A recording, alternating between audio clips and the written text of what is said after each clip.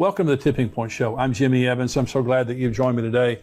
I have a teaching today called War Drums in Israel, and I want to talk to you about the news that's going on right now and what the Bible says about two wars that are about to happen in Israel. There are major wars that are prophesied, and what we have in the news today is telling us these wars are about to happen very soon. Before I get into that, let me just remind you on September the 17th, here in the Dallas-Fort Worth area, Grapevine, Texas, 5 minutes from DFW Airport, we have a Bible Prophecy Conference happening from 9 a.m. to 5:30 p.m. September 17th at Fellowship Church, Pastor Ed Young, our dear friend there, all day long. And we have great speakers, great content all day long to encourage you, to let you know what's going on here in the end times. Just a very special format there of just really getting all day information and encouragement related to Bible prophecy. I'll be speaking twice that day. I'll also be speaking the next morning at Fellowship Church on Bible prophecy. So if you attend the conference and you're able to stay over, you can hear me again on Sunday morning. We also have Pastor Billy Crone, who's a regular guest here on the program. We have Greg Laurie, who is a contributor to endtimes.com. He's written many books on the end times, terrific speaker, terrific content. We have Dr. Mark Hitchcock. He's written over 30 books on the end times. He is a contributor here to endtimes.com. He'll be speaking that day, along with Pastor Ed Young, who is a terrific speaker, great pastor, great speaker, and Rabbi Jonathan Cahn, who is a dear friend of mine, who I believe is the most gifted prophet of our time. His books are bestsellers. He has revelation that is off the charts, incredible and accurate. And so he'll be there bringing a special message. And so it's $99 a person to attend. It's $49 for the live stream, but we want to give you a 20% discount. We know we have a lot of subscribers to YouTube on our YouTube channel. If you haven't subscribed, hit that button and subscribe right now. We want to give you a 20% discount. So you get 20% off of the 99, 20% off of the 49. We would love to have you be there in person. If you can't, we would love to have you live streaming in. So you can go on conference.endtimes.com right now. Enter into your promo code there. You'll get 20% off. Conference.endtimes.com. The information is right there on your screen. Sign up. We have a lot of people already signed up. So we want you to sign up right now. You can use your discount, by the way, to bring family, friends, neighbors, bring a busload from your church. You can all use your discount code there. So we're going to have a lot going on that day. We would love to have you be a part of that. Let me remind you also of the book that we have, Where Are the Missing People? This is a book that you leave on your coffee table, dining room table, car, office, apartment, dorm room for people who are left behind in the rapture. The number one question that's going to be asked after the rapture is, where are the missing people? And this book is going to be there answering it, leading people to Christ and letting them know what's about to happen and how to prepare for it.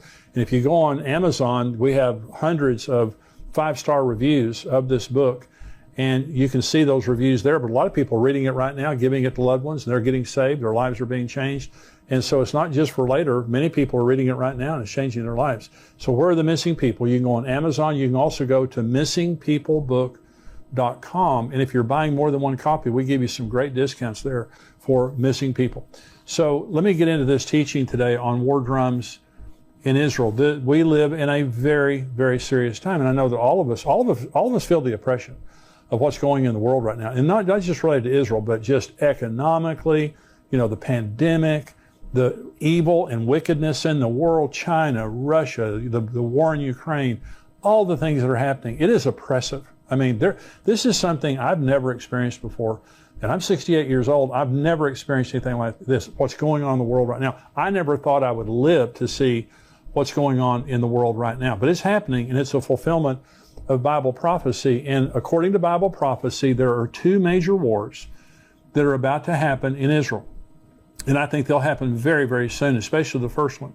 And one of the wars is the Gog and Magog war that you may have heard me talk about already, but I'm going to talk about it here in just a minute. But I want to read you some articles about what's happening in Israel right now. And I believe that we're right on the brink of the Gog and Magog war breaking out. Could be in the next few weeks or few months. I really believe that. But also the Battle of Armageddon. Let me talk about Armageddon first, because what's happening right now in the news is also pushing us very close to Armageddon. Now, this is Joel chapter 3. This is God in the first person talking about the Battle of Armageddon. He says, "Behold, in those days and at that time, when I bring back the captives of Judah and Jerusalem, I will also gather all nations and bring them down to the valley of Jehoshaphat, and I will enter into judgment with them there on account of my people, my heritage Israel, whom they've scattered among the nations, they have also divided up my land. So now, remember, when Israel was scattered the first time, they went to one nation. They went to Babylon. God is talking here about you've scattered them among the nations, and then I'm going to bring them back. Okay, that happened in 1948 when Israel came back from the nations of the world, and he brought them back. And it says, in those days and at that time, when I do this, I'm going to do this. He's talking about a generation. That's what Jesus said. This generation will not pass away till all things are fulfilled. So in one generation, 1948, the Jews come back. There's going to be Armageddon. And he says, I'm bringing the nations into judgment in the valley of Jehoshaphat. The valley of Jehoshaphat is the valley between the Temple Mount and the Mount of Olives. And this is where Jesus' feet touch. According to Zechariah 14, when he returns in the second coming, his feet will touch the Mount of Olives, and he will come and judge the nations of the world that have come against Jerusalem. This is Zechariah 12, prophesying Armageddon. The burden of the word of the Lord against Israel. Thus says the Lord God, who stretches out the heavens, lays the foundation of the earth, and forms the spirit of man within him. Behold, I will make Jerusalem a cup of drunkenness to all the surrounding peoples when they lay siege against Judah and Jerusalem. And it shall happen in that day that I will make Jerusalem a very heavy stone for all peoples. All who would heave it away will surely be cut in pieces, though all the nations of the earth are gathered against it. Now, God is the causal agent of Armageddon, and the city of Jerusalem is the focus. God is the one who's bringing the nations of the world to judge them for how they have treated the people, the nation of Israel, and for dividing up their land. Okay, but the city of Israel specifically, the city of Jerusalem specifically, he says, I'm going to bring you, all the nations have gathered against the city of Jerusalem, and I've made it a cup of drunkenness. In other words, it makes them crazy. All the surrounding nations, check that box. And it's a burdensome stone. No nation can solve that problem. Though the United States has tried, the United Nations have tried, no one can lift that stone and solve that problem. Well, let me read a couple of articles here to you about what's happening right now. It's happening to divide the city of Jerusalem, to divide the nation of Israel. And this is from Israel 365 News. This is June the 2nd, 2022, from Adam Berkowitz. It says, Biden's State Department sidesteps Israel to open Palestinian consulate in Jerusalem. And this, let me read a little bit of this article. In a briefing on Tuesday, Ned Price, the spokesman for the Biden administration's Department of State, was asked to comment on reports that they have permanently shelved plans to reopen the consulate in the eastern part of Jerusalem. Price responded that the reports were inaccurate. This is quoting him. I don't have any personal announcements to preview, Price said, prefacing his statements. What I can say is that at least part of your question or part of the premise you put forward is not accurate. We remain committed to opening a consulate in Jerusalem. We continue to believe it can be an important way for our country to engage with and provide support to the Palestinian people.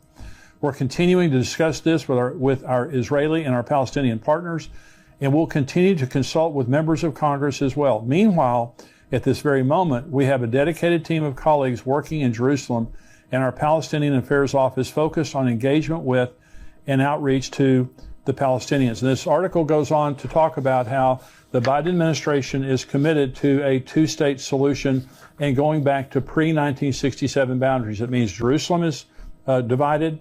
East Jerusalem goes to the Palestinians. And what they're saying is they're going to open a consulate. They're not talking to the Israelis. They're being extremely rude to the Israelis. They're going to, and disrespectful. They're opening a consulate, which is an embassy, to the Palestinians in East Jerusalem, recognizing East Jerusalem as belonging to the Palestinians and not to the Jews. This is Armageddon. Okay, this is what causes Armageddon. So here is an article, Israel 365 News, June 6th, again from Adam Berkowitz. Here's the title: Jews of Judea, Samaria vow 10 new Jewish settlements during Biden's visit to Israel. And so what they're saying is here that during Biden's visit, rather than honoring what he's saying, see, if the Jews give up East Jerusalem, they lose 2,000 homes for Jews. If they give up Judea and Samaria, is what the United Nations calls the West Bank. The Jews call it Judea and Samaria. It's the land just there around Jerusalem, there, bordering what's called the West Bank. They lose 400,000 homes in the West Bank.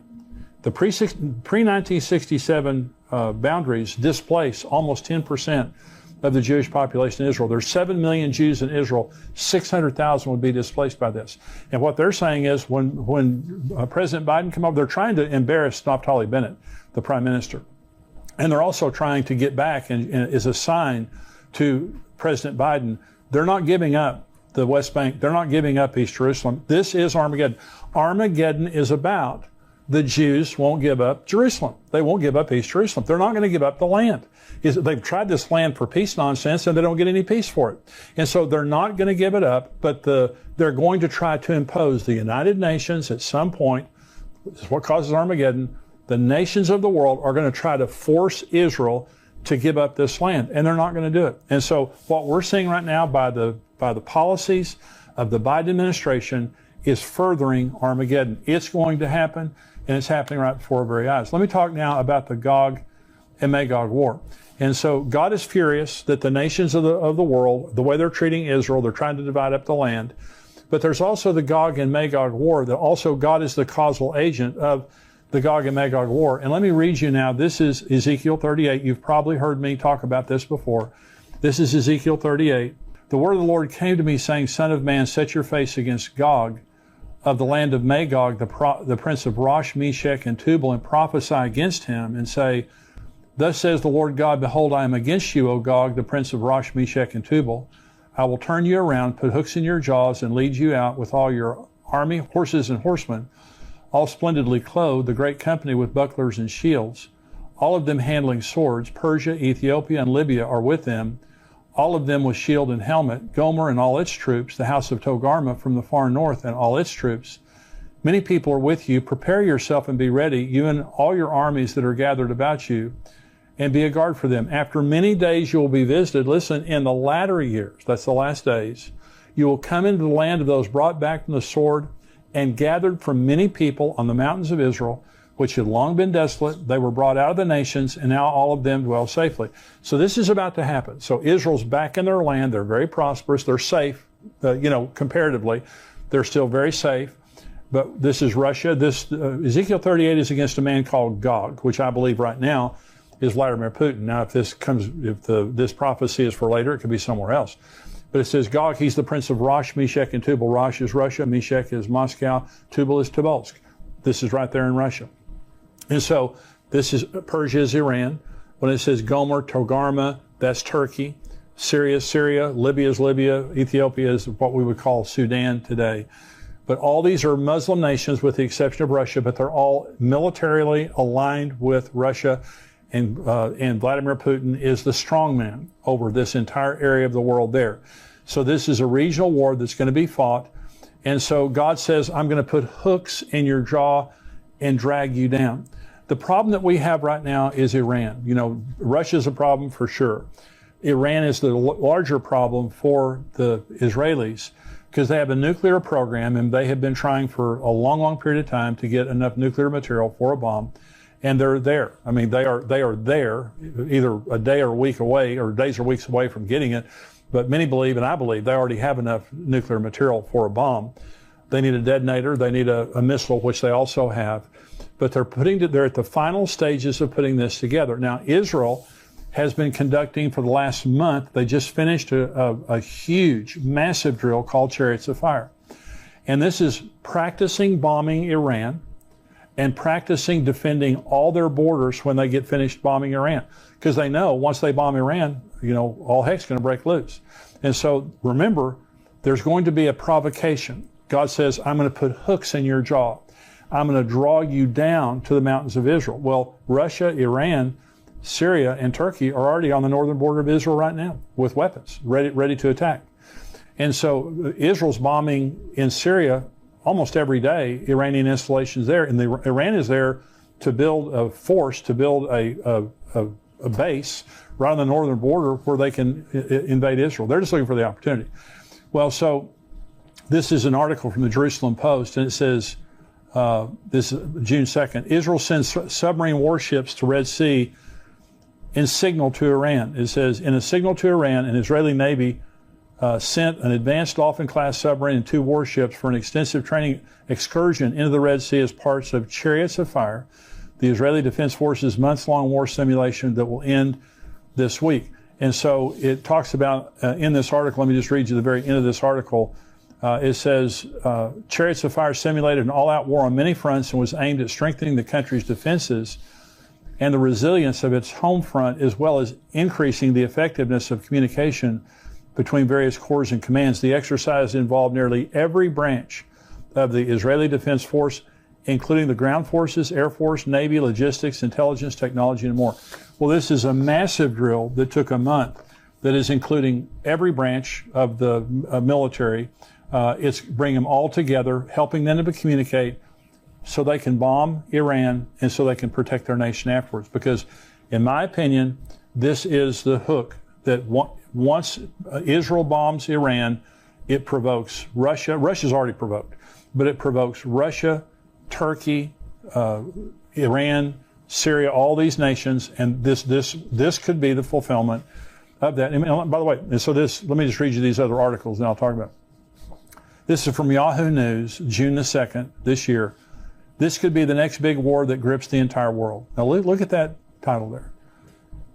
The ongoing war between Israel and Iran across the Middle East came out of the shadows and into the open long ago, but now, on the back of several suspected Israeli attacks inside Iran itself, the deadly contest threatens to escalate, possibly beyond the region. Last week, several quadcopter drones smashed into a suspected Iranian nuclear research and drone facility at Parchin, killing one engineer. Mere days before, two assassins on motorbikes shot dead an Iranian military colonel in the heart of Tehran. In February, several drones hit an Iranian unmanned aerial vehicle, UAV, base in the west of the country at Kermanshah. Although never officially taking responsibility, various subtle hints by Israeli officials and media reports have left little doubt as to the provenance of these attacks. Now listen to the rest of this article, because this is very important. This is all part of what the Israeli government, just under a year in power, has come to describe as the Octopus Doctrine, a new and risky expansion of its campaign against Iran's military and nuclear capability, the Octopus Doctrine. If in years past Israel did hit inside Iran, it was done covertly, usually through spies and cyber attacks, and almost always targeted Iranian nuclear scientists and facilities. For almost a decade, too, Israel made no secrets of its campaign of airstrikes, primarily inside Syria, against Iranian allied militias and weapons shipments. But now, Israeli officials openly describe a new defensive strategy, as one termed it in the Daily Beast, aimed at the head of the octopus in Iran, and not just his tentacles across the region in places like Syria, Lebanon, Gaza, and Iraq. One more paragraph here. For many years, the Iranian regime has carried out terrorism against Israel and the region via proxies. But for some reason, the head of the octopus, Iran itself, has enjoyed immunity. Israeli Prime Minister Naftali Bennett said in a speech on Sunday, the era of immunity for the Iranian regime is over. Now, that's some very serious rhetoric. And what they're saying is their doctrine, the Octopus Doctrine, kept saying, cut off the tentacles, hit them in Syria, quadcopter their nuclear facilities, send viruses into their computers, kill their scientists, and all those kind of things. Now what they're saying is, no, we're going to chop off the head of the octopus. That's a very different strategy, and it goes along with the chariots of fire. By the way, the chariots of fire exercise, that looks back to Elijah. Isn't that interesting? That Elijah, I believe, will be one of the two witnesses in Israel, and so he could already be in Israel right now, but I just think it's very interesting. This is an article from the Times of Israel from the United Nations, and they're saying Iran not providing credible answers on material at undeclared sites. Well, Iran's been lying to everybody forever, and so they shouldn't be surprised by that, but they have found uranium traces at 3 different facilities that weren't supposed to have uranium, and the Iranians will not give an answer for it. And so they're lying. They've got more uranium than they're saying they have. And so they've just been caught. And this is the Jerusalem Post. One more article here. Iran crossing uranium enrichment threshold cannot be avoided. Okay, this is from the International Atomic Energy Agency. Okay, it cannot be avoided. So, and they're just saying in here that, and they're downplaying it. And they're saying, Iran's going to get nuclear material, but they don't have a detonator, and they don't have it's going to take them a while to build a bomb. Well, North Korea built bombs and had nuclear capability right under our noses. They became a nuclear state under sanctions while the entire world was watching, making much more progress than the world realized. The same thing's happening in Iran right now. Let me just say, I don't know exactly when they're going to get all the material they need, but I'll tell you one group of people that does, and that's the Israelis. The Israelis have moles inside of their facilities, or nuclear facilities. They have spies all over the country. They have probably the best intelligence community in the world. And so the Israelis know exactly where Iran is. And isn't it interesting? With that knowledge, they're having a massive drill called Chariots of Fire. Not just practicing bombing Iran, but also defending their borders after they bombed Iran. Very interesting. So Iran must be making some progress in that regard. Now, so let me say this. So there's Armageddon it's all right there. It's all unfolding before our eyes. Now, Armageddon takes place 7 years into the tribulation, at the end of the tribulation, at the second coming. So it's at least 7 years away. If Rosh Hashanah, I'm sorry, if the battle of Gog and Magog happened right now. Now, if you have heard me teach for very long on the end times, you know that I believe that the rapture some year will happen at Rosh Hashanah. Now, Rosh Hashanah this year is from sundown September 25th through sundown September 27th. It's a 2-day feast, okay? So we don't know the day or the hour. And so there are 7 feasts of Israel that are a prophetic grid of the future. Jesus was crucified on Passover, buried on unleavened bread, resurrected during the Feast of First Fruits. Pentecost came. Last weekend was a Pentecost. Pentecost came on the Feast of Pentecost.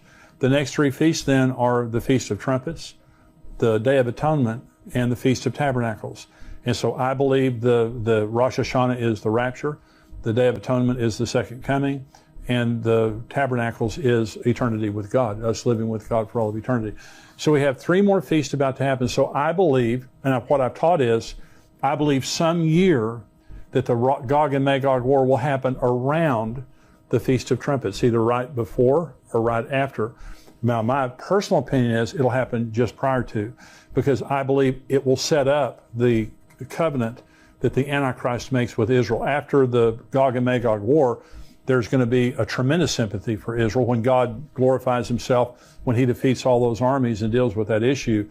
Then the Antichrist shows up as a man of false peace and makes this covenant of peace. Now, that's just my opinion. It could be at a different time. But isn't it interesting that we're 3.5 months right now from the Feast of Trumpets, when I believe some year the rapture will happen. And all these things are happening, and what the world is witnessing is, we're right there. Related to Israel and Iran, we're right there. Israel cannot let Iran get a nuclear weapon. It's not going to happen. They have the resolve and they have the capacity to bomb Iran and stop it. And so this is all happening right before our nose. And my opinion is, and this is what I wrote in my book, Tipping Point, I wrote it 2 years ago, is my opinion is when Israel bombs Iran, which could be in the next few days or few weeks, when Israel bombs Iran, it will provoke the Ezekiel 38 and 39 war, which I believe is a sign that the rapture is about to happen. We're in that period of time. And when I make these kinds of statements, I'm not setting a date that I'm saying absolutely Jesus is coming this September. But I've never seen in my lifetime the events that we have going on in the world right now. And in my heart, I pray that this is the year that Jesus will return. And all the signs of the times are there. And I'm just reading the signs of the times. And so I hope that this has been a blessing to you today. If you're watching on YouTube, I just want to say thank you for joining me. I hope you'll become a subscriber to endtimes.com. We have articles and videos that come out all week long. This week we talked about China's growing footprint in the world. China is a very troubling nation in the world right now. We talked about Iran's nuclear weapons, famines in Africa. We also had an article from Dr. Mark Hitchcock on the numbers in Revelation. Are they symbolic or are they literal or are they a combination of the two? I wrote an article about going through the storms of life, how Jesus taught us how to go through the storms of life.